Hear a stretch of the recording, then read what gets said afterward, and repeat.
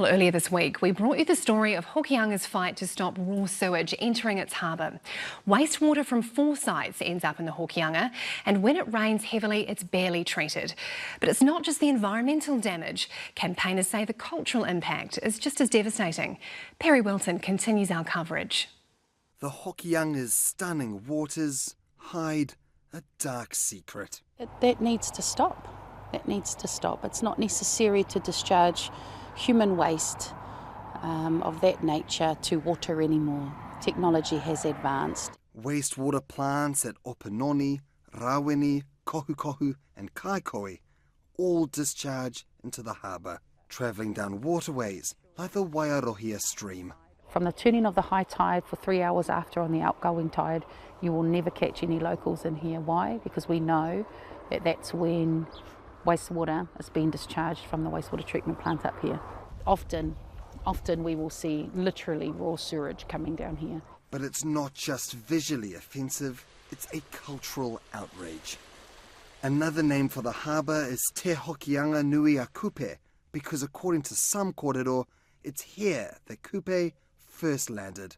His wife, Kura Marotini, is said to have come up with the name Aotearoa for the first time during this landing.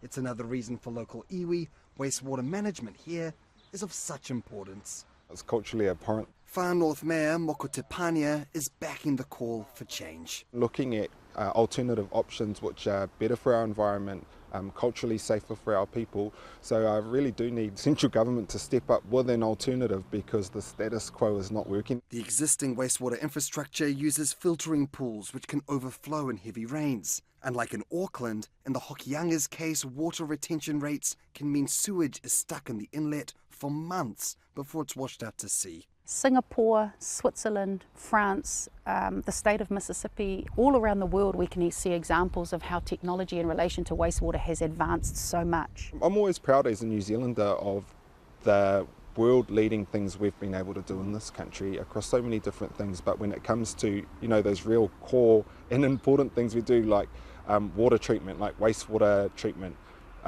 why are we still stuck in a mindset from when my grandparents were young children and still looking at those sorts of options? So it's to not be afraid to try something new, because heck, what we're doing right now is not working for us. The thing, the place, the icon that we derive our sense of identity from is also receiving every day thousands of cubic metres of human waste.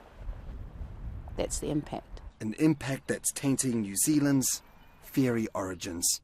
Perry Wilton, Newshub.